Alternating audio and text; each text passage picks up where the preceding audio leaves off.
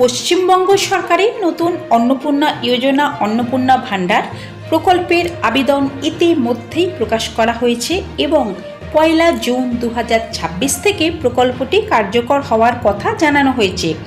যোগ্য মহিলারাই পাবেন প্রতি মাসে 3000 টাকা আর্থিক সহায়তা পাবেন, যা সরাসরি আধার লিঙ্ক ব্যাংক অ্যাকাউন্ট ডিবিটির মাধ্যমে পাঠানো হবে। আবেদনপত্র অনলাইন ও অফলাইন দুইভাবেই জমা দেওয়া যাবে। সরকার 90 দিনের এনরোলমেন্ট নাম নথিভুক্তকরণ সময় দিয়েছে, অর্থাৎ আমাদের হাতে 3 মাস সময় আছে। এই ছোট্ট ছোট্ট তথ্যগুলোই গুরুত্বপূর্ণ তথ্য।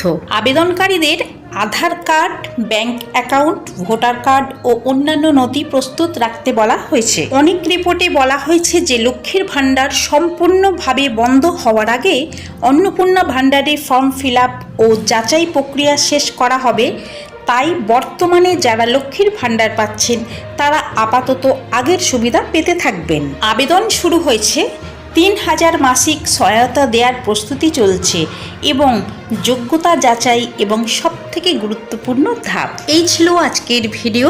ছোট ছোট গুরুত্বপূর্ণ আপডেট পেতে গেলে আমাদের সোনার আলো চ্যানেলটিকে সাবস্ক্রাইব করে আমাদের সঙ্গে থাকবেন। আর আপনারা ছোট ছোট গুরুত্বপূর্ণ আপডেটগুলো কোনখান থেকে দেখছেন কমেন্ট করে জানাবেন।